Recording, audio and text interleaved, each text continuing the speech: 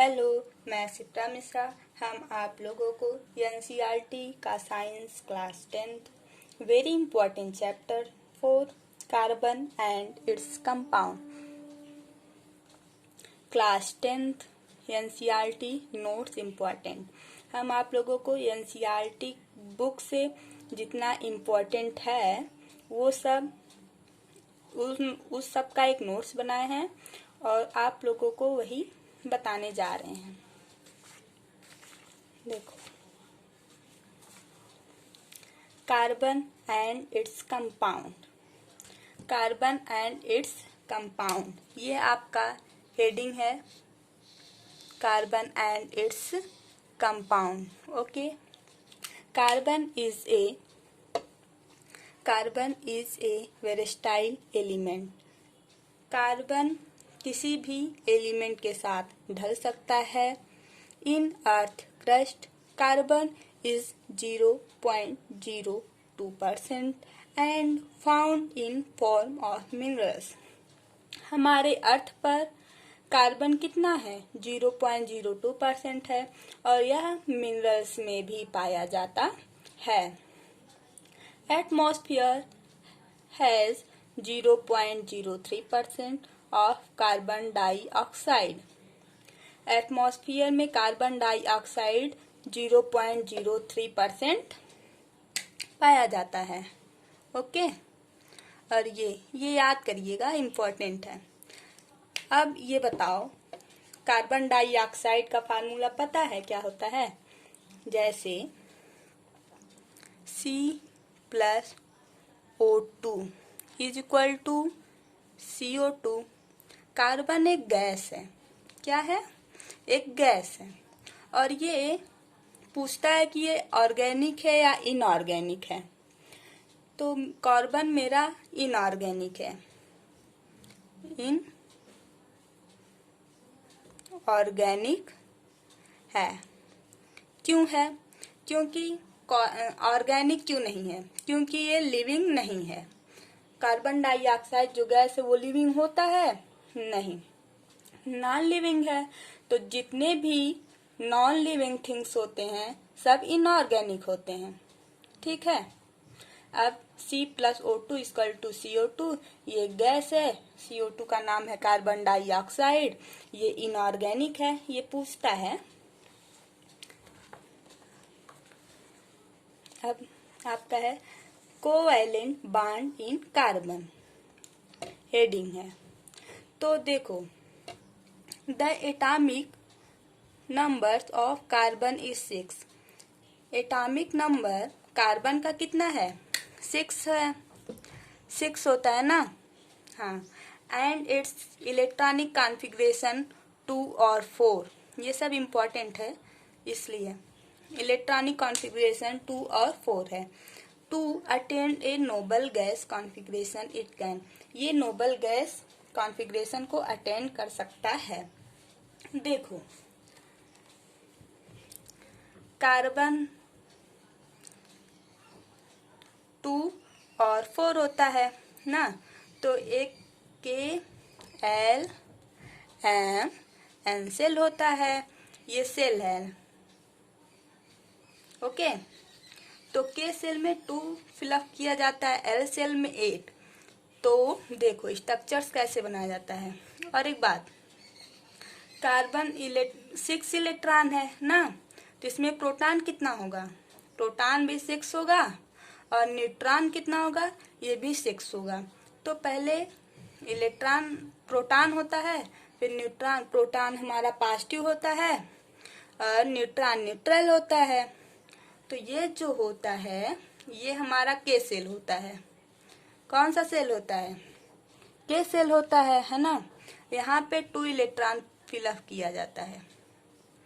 और जो हमारा एल सेल है, ये एल है, तो यहाँ पे कितना इलेक्ट्रॉन फिलअप किया जाता है? 8, 2, 3, 4, 5, 6, 7, 8।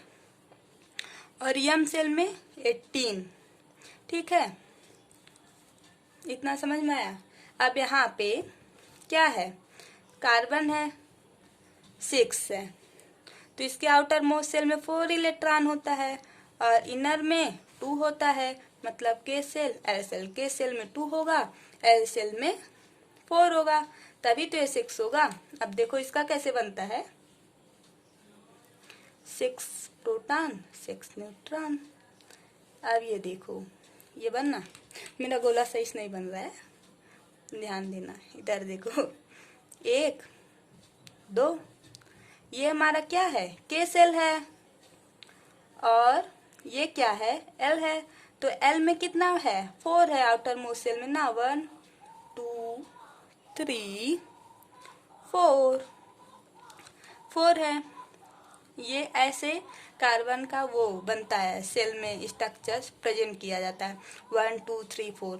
अब क्या है, अब इसको 8 इलेक्ट्रॉन चाहिए, क्यों, क्योंकि इसको ऑक्टेट पूरा करना है। यहाँ पे जैसे यहाँ पे के एल है तो के में 2 है, एल में 8 भरा जाता है ना, ये फिलअप किया जाता है।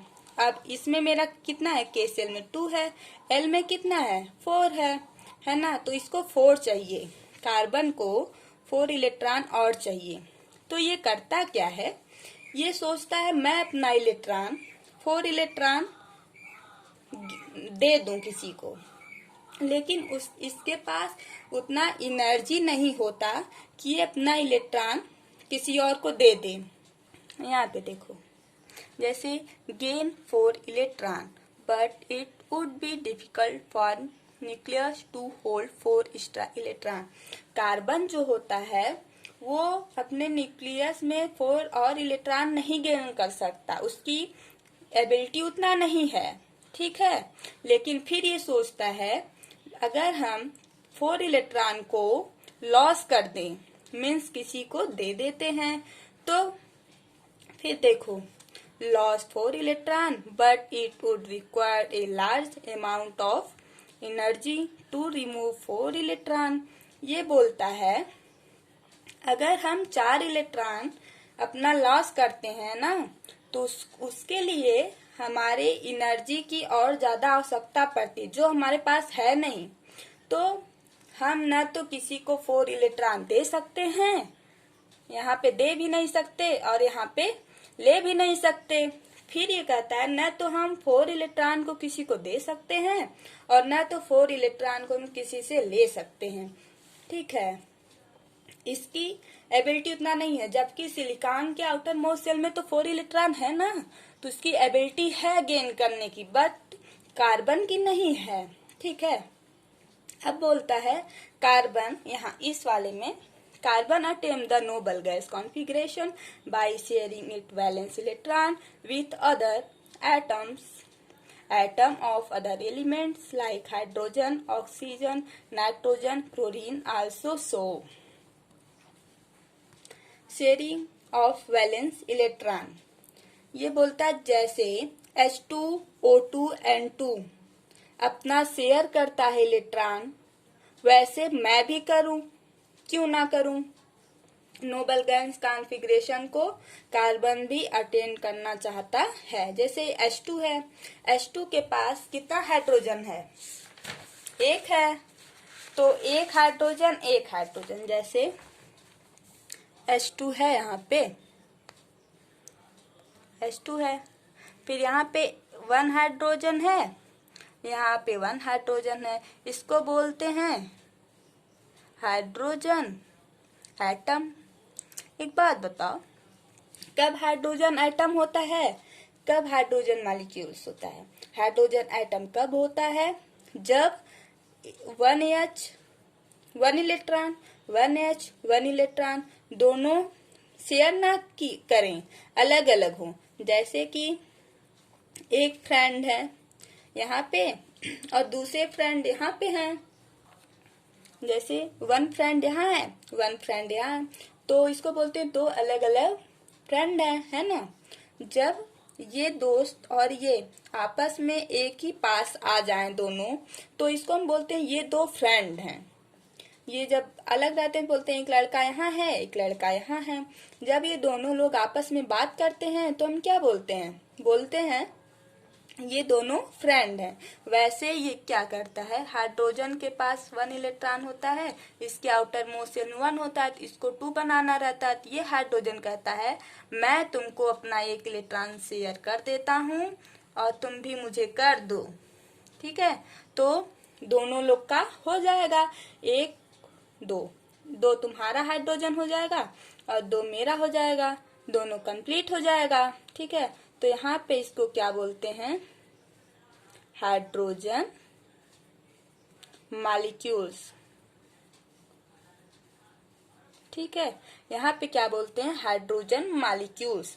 तो इसके और इसके 2 बांड के बीच में, 2 बांड के बीच में इसके और इसके बॉन्ड है ना,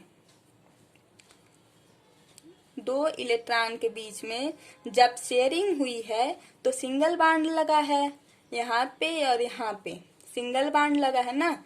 जैसे यहाँ पे है, इसके आउटर मोस्ट शेल में 1 इलेक्ट्रॉन है और इसके भी आउटर मोस्ट शेल में 1 इलेक्ट्रॉन है। ठीक है, तो 1H ये एक अपना इसको दिया, ये एक इसको दिया, 2 इलेक्ट्रॉन हुआ।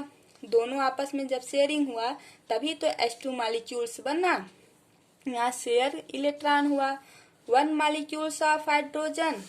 अब देखो 1H मतलब HH में सिंगल बांड बना, तो single bond between 2 hydrogen atom, single bond 2 hydrogen atom के बीच में बनता है। O2 है, O2 क्या है भाई मेरा, O2 है। O2 का एटॉमिक नंबर कितना है, 8 होता है। तो KLMN,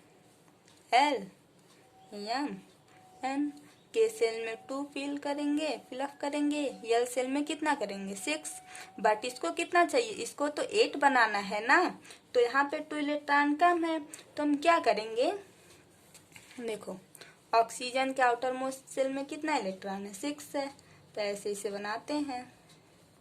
फिर यहाँ पे गोला 6 इलेक्ट्रॉन यहाँ फिलअप करते हैं।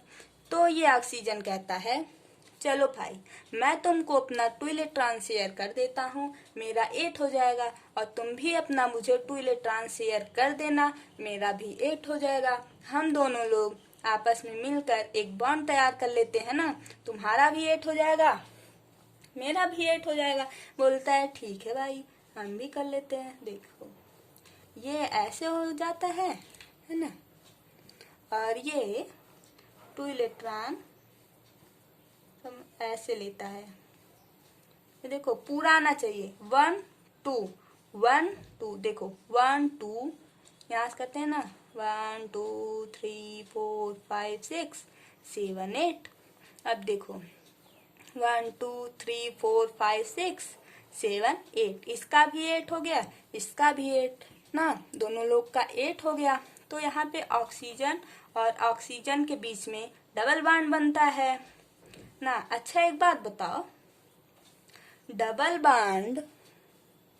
बॉन्ड एंड सिंगल बॉन्ड में स्ट्रॉन्ग कौन होता है, स्ट्रॉन्ग कौन होता है,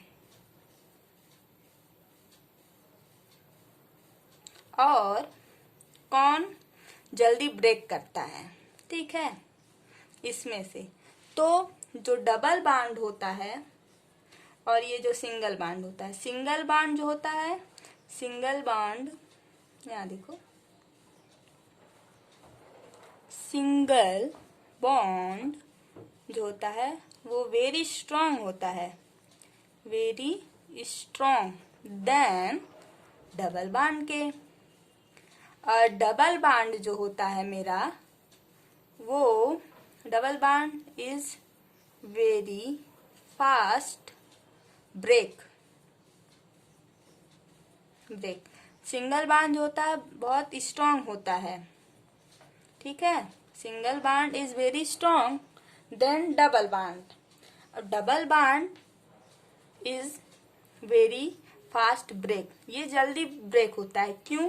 क्योंकि डबल बॉन्ड जो होता है वो एनायन मेरा क्या होता है, एनायन निगेटिव होता है, और केटायन क्या होता है, ये पॉजिटिव होता है। तो एनायन जो होता है और डबल बॉन्ड जो होता है ना, वो एनायन की तरफ ब्रेक करता है, एनायन की तरफ ब्रेक करता है। केटायन मेरा पॉजिटिव होता है, एनायन निगेटिव होता है। एनोड जो होता है पॉजिटिव होता है, कैथोड जो होता है निगेटिव होता है। बच्चे इसमें कंफ्यूज हो जाते हैं। Okay bye.